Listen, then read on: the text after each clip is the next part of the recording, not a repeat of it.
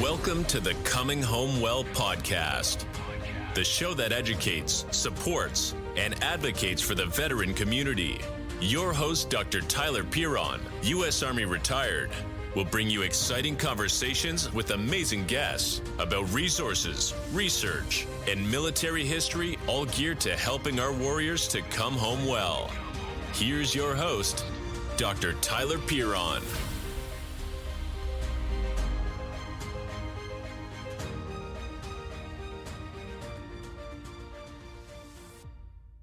Welcome back to Coming Home Well. I'm your host, Tyler Piron, and today we are going to talk with someone who does something that I can't do, which is create art. Now, you may be as surprised as I was to learn that the National Marine Corps Museum, the one that you drive up right past I-95, has an artist in residence. And I was like, what the heck? I wouldn't have even thought about that. But we have him here. His name's Kris Battles. He goes by Kris. He has a long history with the Marine Corps, and he's currently up there making art and really recording some of those poignant and insightful things that happen every day when you're in service, capturing those images, capturing the Marine Corps especially, which is always really cool. Kris, thank you so much for joining us on Coming Home Well. I'm very glad to be here, Tyler. Thank you. So let's start at the beginning. What is an artist in residence, and why in the world does the Marine Corps Museum have one? Well, so I'm currently the second Marine Corps artist in residence. A Colonel Charles Waterhouse, who was a wonderful man, held the post for years, ever since the 70s. He retired in the early 90s. A great painter, a great Marine, was wounded on Iwo Jima, got out of the Marine Corps in 1946, had been an illustrator, a professional illustrator for years, very qualified, very good illustrator. Went to Vietnam as a civilian combat artist for the NACAL program, which was a Navy program sending civilians over. And through that experience, his work sort of spoke for itself. And then a few years later, in 1975, they decided, well, we need somebody to do for the Marine Corps a series of historical prints based upon our history. And so Colonel Waterhouse, who was a former Corporal Waterhouse, was then commissioned as a major, a special duty officer or limited duty officer major, and then was given the task of creating a series of historical illustrations. And then one thing led to another, and he kept doing great work for the Marine Corps, and he finally retired as a colonel in the Marine Corps. That's amazing. Wonderful man. You always hear these stories about bands, and, I know people in the bands and things like that. And okay, I could get it. They're out in public and there's lots of opportunities for PR and those type things. But an artist in residence, that sort of sounds antithetical to what the Marine Corps would normally be known for. Well, it is a different kind of thing. One doesn't obviously usually put art and combat together. Mm-hmm. Corps especially, there are other branches that might be considered more suitable for that sort of thing. But the Marine Corps loves to tell its story. The Marine Corps actually is quite poetic in a sense. We have what we call warrior poets. A lot of the Marines are, in a sense, warrior poets. Mm-hmm. We believe very strongly in our philosophy, and we believe very strongly in our lore and the story that's behind what we do. And so combat art comes in and is able to tell the story in a way that is very emotional and intellectual as well, and can get to areas of the culture that may or may not have been open to seeing that or hearing that story. And so, yeah, it is a sort of antithetical to what you'd think the Marine Corps is all about, but in reality, they fit together very well. So as the artist in residence currently, my job is to create a series of historical illustrations from Vietnam era, where Colonel Waterhouse had left off, to the current day, as well as running the Marine Corps combat art program. So I have sort of two hats. The one hat is doing the artwork. I also do combat art, and we'll explain the differences, I'm sure, in a bit. But I do illustrations and combat art, but I also run or manage the Marine Corps combat art program. So I send out portfolio inquiries or calls for portfolios. I gather the portfolios. We have a committee that meets, and we decide if somebody's got the medal to be a combat artist for the Marine Corps, and then we can enlist them in a sense. We don't have an MOS anymore, but we're going to try to remedy that, we hope. So we have a group of several, about 5 uniformed Marine Corps combat artists who are basically, their day job is to do their Marine Corps MOS, their military occupational specialty. But on the side or whenever they can, they do sketches and paintings and that sort of thing for the collection. And it's based upon, as you said, what we're seeing in the Marine Corps. So they're basically painting what they see in everyday Marine Corps life. And so we also have about 5 or 6 very active civilian artists who volunteer. We send them, we pay for their travel to a place. They go, they experience it, and they create artwork, and they donate that artwork to the Marine Corps. And that's amazing. That's really a great, I mean, it's quite a service that they're rendering. People don't realize that it's, starving artists, but they're willing to do this. So most people don't think also that an artist will risk their lives in a sense, and in a very real sense sometimes, for their craft, and also then not get paid for it. Some of these artists, the civilians, they don't get paid for it. And the uniformed artists, they're doing it also. They're being paid, of course, as military, as uniformed Marines, but they are not, they don't have time set aside for their drawing. So they're doing it also on their own time, half the time. So they're also rendering a service. But that sounds like a big ask to say, hey, I know you're doing this, whatever the job is, full time, whether you're an infantryman or a logistician or running operations or whatever task it is. Hey, but here's an additional duty that's totally unrelated to your day job. Just do your best. Oh, but you have to apply first. Oh, yeah. So we kind of say we're the fewer the prouder of the United States Marine Corps combat artists. So we're even a smaller group, and we're hard to get into, we hope. And you do have to prove yourself. One of the things we look for is not only the ability, you have to have the physical and mental ability to deploy. Whether you're a civilian or Marine, you have to have the ability to go to a place that's perhaps not the greatest place in the world, and you're able to wander about smartly, as they say. You're able to, in a very mature fashion, go around relatively self-governed. They'll of course have people that are helping you out and making sure you don't get hurt and that sort of thing. But you're very much a self-starter. You're having to find the images. You're having to go out and figure out where to go, and you have to be sort of a self-starter in this environment that's very challenging, and also be able to create on top of that. When you may be very cold, it may be very hot, or it may in other ways be very dangerous. So you have to find that in the event. It's very hard to find that kind of an individual. So, but you have to, on top of that, I guess is what I'm trying to say, on top of the fact that you have to be skilled in your emotional and physical state, you also have to be skilled in your vocation. So you have to have skills in reportage drawing. You have to be able to draw well from life. You have to be able to create artwork on a very quick turnaround time, half the time we're out in the field. So you have to have both skill sets in order to be a combat artist. Yeah, sounds like a fascinating additional duty.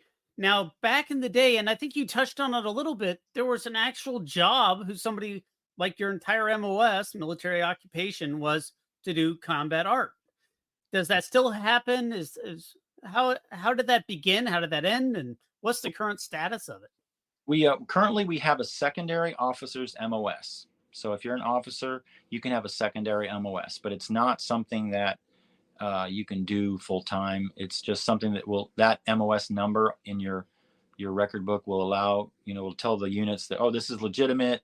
This is the Marine Corps function, legitimacy that you can use. And when you're in country, to say, look, this isn't just some crazy idea that we made up, real thing. So we started originally, the Marine Corps Combat Art Program started in 1942, and it came out of the Division of Public Relations. General Robert Denig was tasked with creating the Division of Public Relations, and out of that, he selected top quality journalists. They were looking for photographers. They were looking for artists and illustrators, and so they created the several branches of this, the Division of Public Relations, and of course the war ended and it was downsized a bit, and then it was brought about for Korea, and then once again in Vietnam, and it was a very big program in Vietnam. So, but you actually had a military occupational specialty of combat artists that you could recruit out of art schools and get quality people, give them, make them Marines. They'd have to go to boot camp first, and then you would, or if they were already maybe officers, they came in as an artist, but you then deployed them as Marine Corps combat artists in uniform. Wow. And they don't have that anymore. The sort of downsizing, a little more focus, or just change. What is the status now?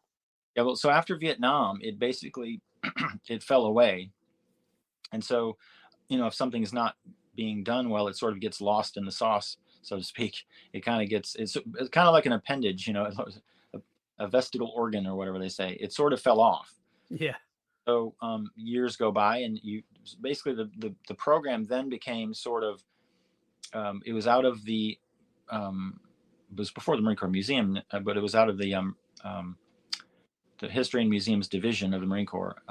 They still had combat artists, but it was very much in a very like what we have right now. So we would hire, they would make a call for portfolios. They'd choose some people. They would select these individuals who were willing to go. That they would send them over to like wherever's going, Somalia or whatever it was, and then they would come back the same way, do some fine art back in the States, and submit the sketches that they had done in country, and then they would go back to their day jobs. So it didn't have a strict MOS as before, but it was still a functioning combat art program. That's just fascinating. Do the other services have something similar, or they used to and they don't anymore? Very similar. Yeah. So every branch we have, so the Marine Corps, the Navy, the Air Force, the Army, and the Coast Guard, they all have a combat art program, and they're all, of course, kind of very small programs. There's, it's because it's hard to find these kind of people, as we said, and and you have, most of them are very similar to what we do. They depend upon the dutiful, faithful citizen to come and say, "Hey, I'd like to do artwork for you guys," because there's not a lot. Most are not commissioned works. They're usually donated works where travel is paid for and that sort of thing. The Air Force traditionally uses a lot of the societies of illustrators, and the societies will send out artists, and they'll pay a little bit of travel, and those artists will submit their artwork once every 2 years or so, or maybe once every year. I can't remember how they used to do it. I think it was once every 2 years. The Air Force would meet and get they'd have a little gala and have it was really kind of a neat thing. And then they donate the work. That's really neat. That's pretty neat. Yeah. And then the Navy I had worked for the Navy after my enlistment as a Marine Corps combat artist. I worked for the Navy as a civilian artist a few years back. And it's a similar situation. I'm a GS for the Marine Corps, and I was a GS for the Navy. So the Navy has two government workers, civil servants who are artists, and I guess the official term is visual information specialist. But it's a common, of course they had to come up with some obtuse thing. Yeah, it's very boring sounding. But so they have two on staff dedicated combat artists who also travel. They send them all over the globe on ships and different places where the Navy is doing things, and they record things, do sketching and photography, and then they do paintings and sculptures back in the States. And they're up in the Navy Yard in Washington, D.C. I've talked to the historian of the Navy on a prior event, and it was always fascinating how much the Navy puts into their history. And I was an Army guy, and I don't think we do it nearly as well as the Navy or Marine Corps does. Just it's a different focus. We're a lot bigger, but also not as much of a history focused effort. And that's just my perspective, but every service does a lot of things. So I guess maybe broad brushes aren't always fair. I must say the Army has a very good art program. They've got a great collection. Of course, it's a very huge collection, but a very good quality. If you ever get a chance to go to Fort Belvoir, I've been there many times. Yeah. If you ask, you can send an appointment and get to see the combat art collection. There is some artwork in their new museum up in the gallery, so that's good. The new Army Museum is open. That kind of leads me to my next question, which is, where does all this art go? Where is it? Obviously, you're at the National Museum of the Marine Corps. Easy to display. You're kind of already there. But is it tied into exhibits? Is it separate? Is it, hey, here's the art from the combat artist? Where does it fit into the whole museum part? Well, I think you kind of nailed it pretty well. It's in the collection, in storage, some of it. It's in exhibits. Some of the museum exhibits have artwork in them, and reproductions as well as originals. Some of it is dedicated in the gallery. We have an actual gallery. It's a beautiful gallery at the museum. And we have a show that rotates in and out about every year and a half. And so we show it. We also have a lot of our artwork is at the Pentagon. We also have work in the Commandant's residence in DC at 8th and I. And also we have a traveling exhibit that goes around the country to different venues and shows our work to the public. That makes sense. I've been to the Pentagon a lot and walked through the halls, and just walking through the halls, there's always things to see, which I always find kind of fascinating if you're in a different area than you normally work in and you're like, oh, this is really cool. Some sort of historical or awards, Medal of Honor, what have you. There's all sorts of cool memorabilia walking around the halls if you know where to look. They do really well in some of the exhibits in the Pentagon. People don't realize it. They go all out. We always, all of our services, we always kind of joke that we have the biggest collection that nobody ever gets to see. I believe it. We have, that even the CIA has an art program that's a lot less well known, obviously, and they only commission a few works every once in a while, but they have a great collection of very nice paintings done about CIA stories that they can tell, obviously, that have been declassified, and they do wonderful paintings that they commission out to do. But nobody gets to see it half the time because you have to get a special pass and that sort of thing. And so a lot of the time, people either don't know about these collections or they have to go to get on base to see it and that sort of thing.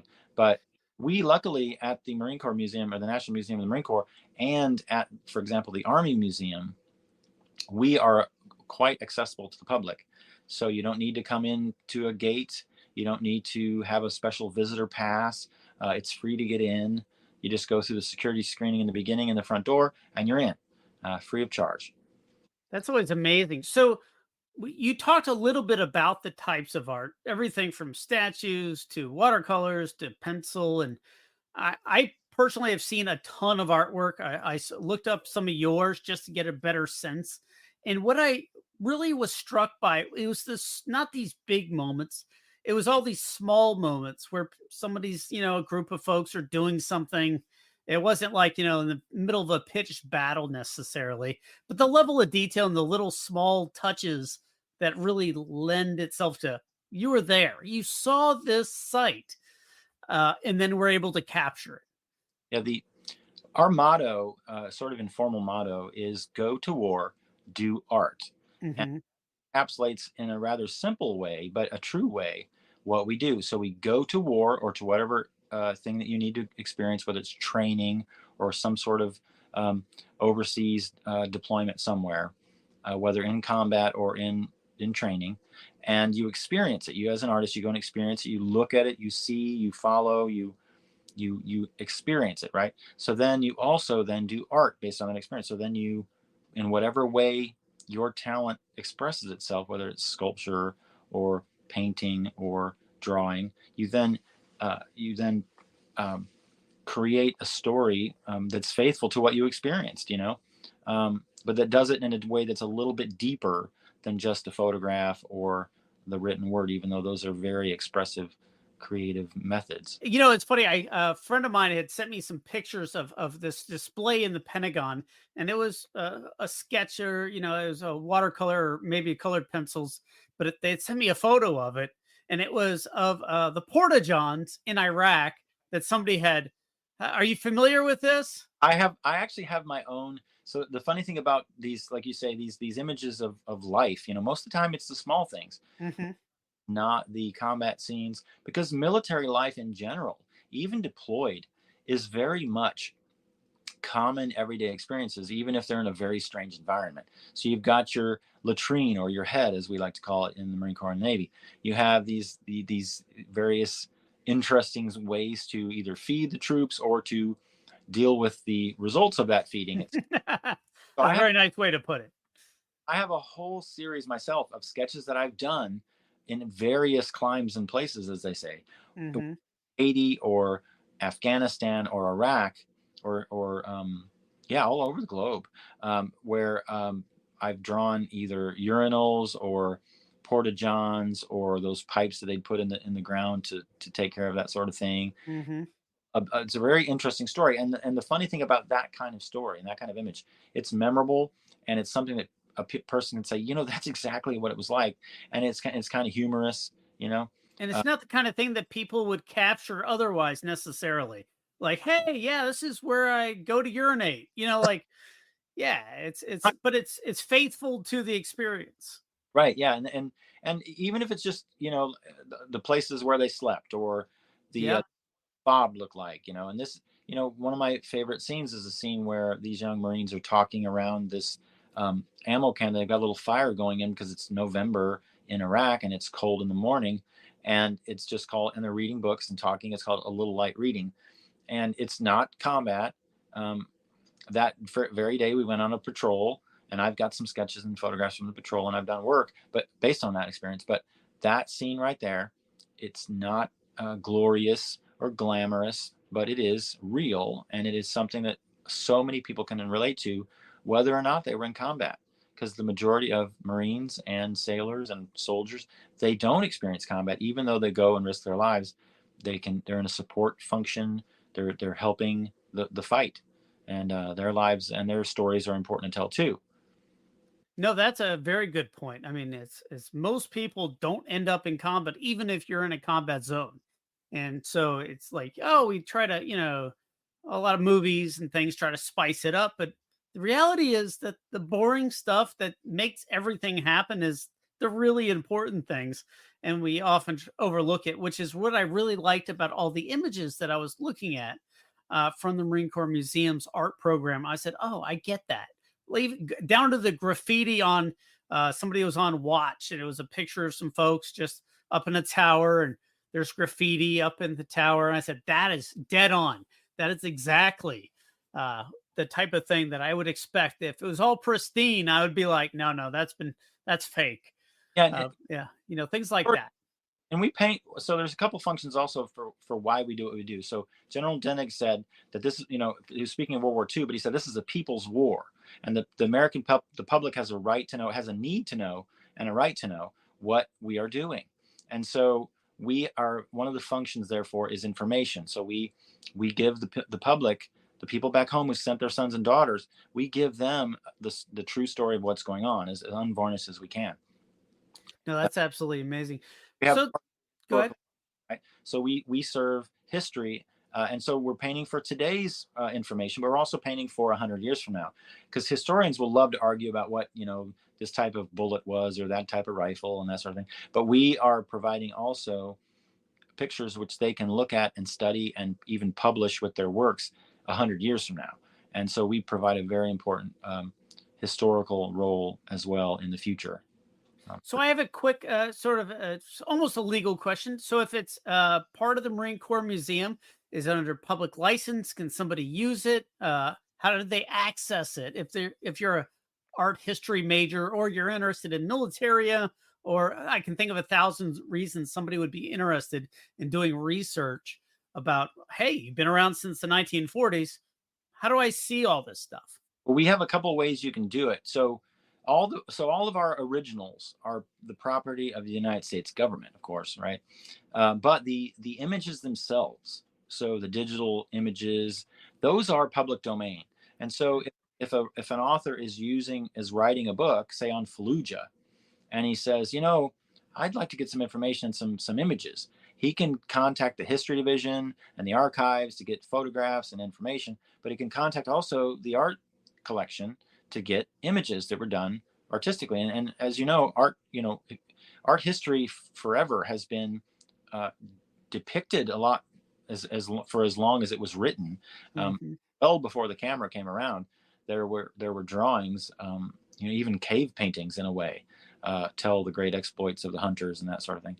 But so these images can be very helpful. And so an author can contact the museum or the history division, that sort of thing, and these images can be made available in digital form for them to use to publish and that sort of thing. They're not copyrighted in that sense. So authors, if they get permission, they can freely use these images. No, that's amazing. I figured as much, but I thought I'd ask because, the Library of Congress and all these other places have such great collections of things up Mhm. in the DC area, but so much of it has been digitized. You can go use it. You can Right. go and do your own research. Go look at it. Find something you like. That's one of the neat things about these programs. Is it's a public benefit. It's not just a self-licking ice cream cone about, hey, the Marine Corps is awesome. We're going to make some awesome Marine Corps artwork, and we're going Yeah. to put it in our super secret safe, and you'll never see it. Right. Yeah, it's publicly available. It's out there. It's made to be consumed by the people. And we also have a website that we've contracted out that's called requestaprint.net. And it's all one word, requestaprint.net. And it's got a bunch of different museum collections on it. And Mhm. Marine Corps' art collection, and one of them is the Navy's art collection. And you can go through there and scroll through and press on tabs for, let's say you're looking for something from Vietnam. You can click on that section and find Very cool. and you can actually order prints of those images through that website. Those will cost you, but they're still in that sense available. And that's also a good way of researching images um, besides just Googling. Yeah. No, I'll definitely put it on the show notes, folks. So if you're driving, don't worry about it. I'll put it in the show notes. You can click on that later if you're interested to go look it out. And we'll also have the Marine Corps National Museum of the Marine Corps link. It's right. It's a gorgeous facility. As you're going up 95, it's very distinctive. As you go up 95 right by Quantico, it's outside of Quantico, so you don't have to go through all the gates and all those things. At least the last time I went. So that's always a bonus. Uh, the only time I've ever been pulled over on base was on Quantico, out in the middle of nowhere, out on the side. And I was going like 2 miles over, and some couple MPs tried to pull me over. It was a pretty funny event. I was taking someone to the brig actually, Oh, uh, and I was leaving, and I'm like, "Why is this pickup truck behind me with his whoopee?" Like I thought it was a construction vehicle. right. It was a couple Marine Corps MPs with their bicycles in the back of the truck, and by golly, they wanted to give me a ticket for speeding 2 miles a mile over the limit. I was Right. laughing. It was pretty much fun. Hey, so we've talked about a lot of things. We've talked about what in the world is a combat artist. How do you become one? You have to apply, and you also have civilians that are interested. Uh, if someone is interested in being a combat artist, how do they get in touch with you? How do they apply? What's sort of the process for that? So the basic process is we like to see about 10 to 20 works of any medium, but we are reportage type drawers. We believe very strongly in sketching from life. The most important skills we have are not necessarily being able to paint a very nice painting in the studio, although that is part of our job. But we really are looking for people who can draw what they see in a challenging environment and draw it well, and in whatever style they have. But they should be very accustomed to drawing from life. Um, we're looking for about 10 to 20 works that show an aptitude for drawing from life, and also paintings if you want to send those as well. Um, and so also a bio with information on your age and that sort of thing, and your where you went to school, a basic bio, um, Mhm. why you want to be a combat artist and that sort of thing, the skills you may bring to it, and then we'll look at your work. We have a committee that will meet, and we'll also interview the candidates that show promise. Um, but really, it's all about the portfolio, as you know. With any art endeavor, it's all about the portfolio. Now, we also add to that, you have to have the portfolio, but you also have the skills to be able to go to a challenging environment and do your craft in that environment. Yeah, it's one thing to have it in a beautiful studio with all the lighting and all the materials and everything like that, and doing it in Djibouti. Two different environments. And we Absolutely. actually have sent artists to Djibouti a few years back, so that is very real. And a lot of these places, as you know, they are not garden spots. Like the Marine Corps has a wonderful way. We haven't fought in France in over 100 years. We don't send to France or Italy anymore. Usually, they're not the best places on the planet. But No, they're usually the worst. Yes, absolutely. Hey, so I want to ask you one last thing, or one of the last things. you've painted a lot of things, you've drawn a lot of things. What was your most memorable artwork, and why was it? If you could tell us about it, what it looks like, things like that. So there's two of them. There's the one that I mentioned before, which was a little light reading, and it's actually on display in the museum in the offices of the Marine Corps Heritage Foundation at the museum. So you can see that if you come to the museum. Be kind and knock on their door, and they'll let you see it. It's right in the foyer of the offices there. And it's a large painting. It's in oil, but it shows a group of Marines, like I said, just talking in a November morning in Iraq before they go on patrol. They're actually about to hand over the FOB, the forward operating base, to the local Iraqi army. And so they're also packing up, getting ready to go, and that sort of thing. But in the image, you can see them talking and reading and that sort of thing. And it just represents a little slice of life in a FOB life in the Marine Corps in Iraq.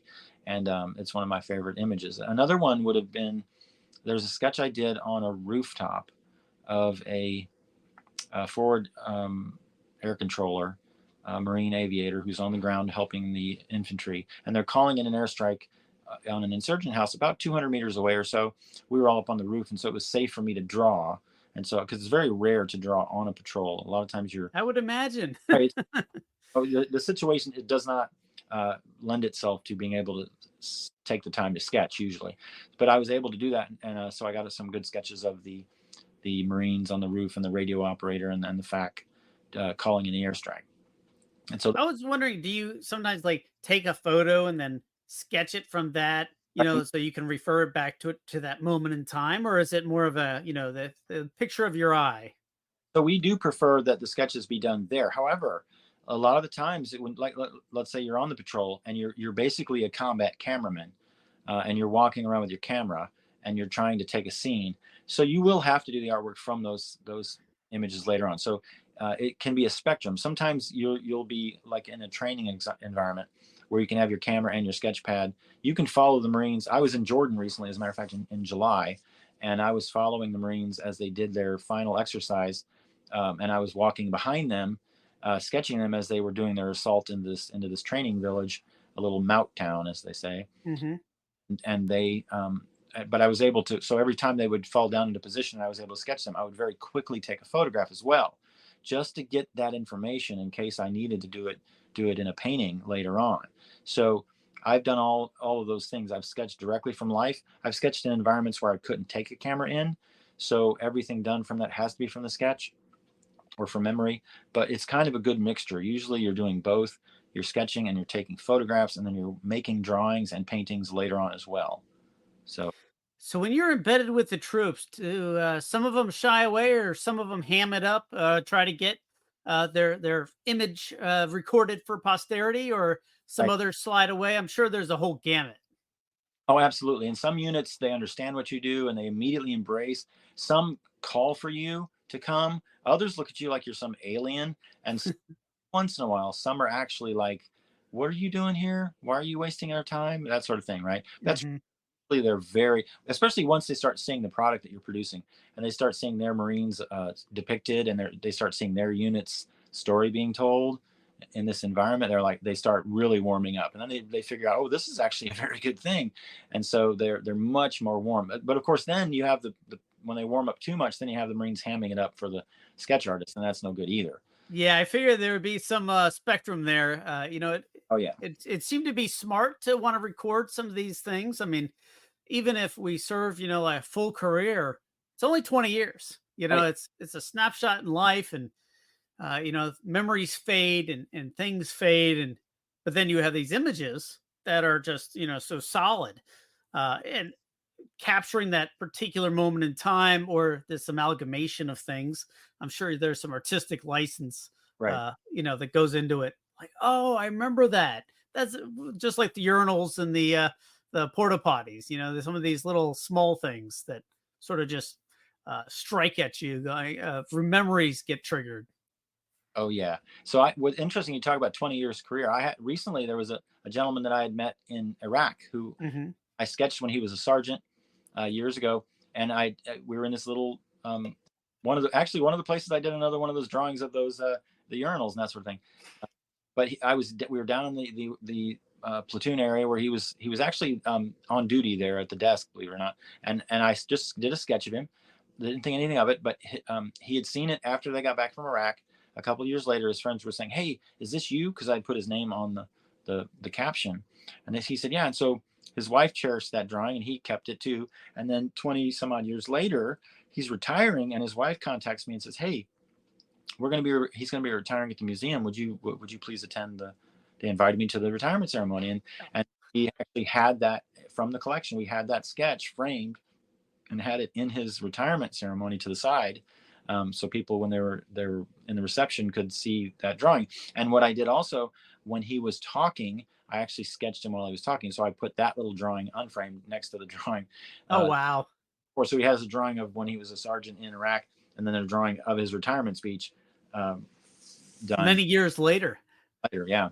That's amazing. I love those kind of stories. I mean, we always joke, I'm an Army guy. I've been around the Army my whole life, that the Army is a big, small town. And I'm sure the Marine Corps, being much smaller, is even more so. Oh, yes, definitely. Hey, Kris, we've talked about a lot of things. I'm sure there's something that I should have asked you about, but didn't. What should I have asked you about, but I sort of haven't gotten there yet? Oh, that's a very good question.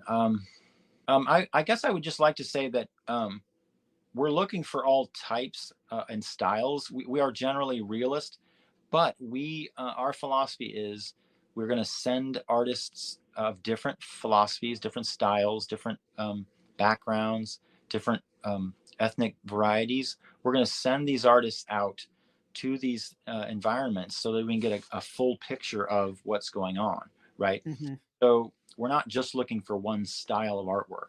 We do like realism, but we're looking for things which show that artist's eye and show that artist's outlook.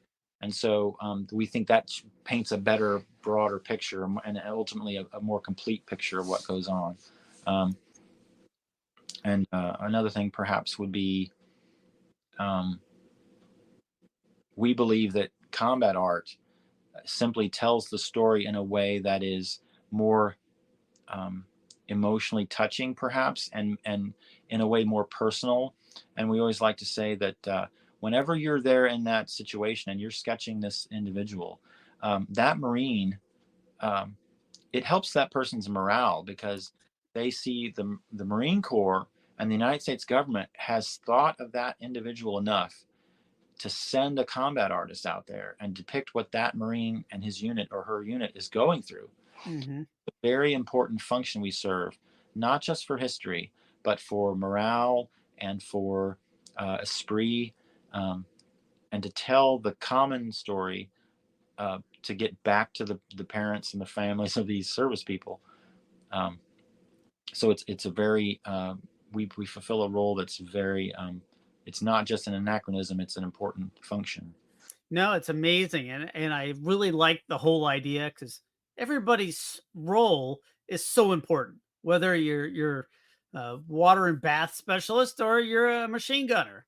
Right. Everybody has a particular role to fill. And if they didn't need it, they wouldn't have it. And sometimes they get rid of things that they do need, even though they probably shouldn't, like combat artists. They try to do it on the cheap, or, like, hey, we've got fewer people, and it all depends on the needs at the time. Right. But yeah, if you don't have that great protagonist to push forward for something, it does get falls off to the wayside. I've seen it. And then they say, hey, we need this, and then they struggle and have to bring it back, and then it's a lot harder. So I'm glad to see that there's still vestiges of it. You still have folks out there doing it, and we'll put all the links. If you are interested in being a combat artist with the Marine Corps, we'll put all the contact information. You get in touch with Kris Battles here, create your portfolio, maybe deploy, get the travel paid for. If you're a civilian, or if you're a active duty person, you can also reach out, provide your portfolio. It's pretty amazing to be able to get paid to create artwork, or be able to go and see these things, to have the muse, so to speak, of, hey, what is combat like? What is this training like? What is the Marine Corps really like?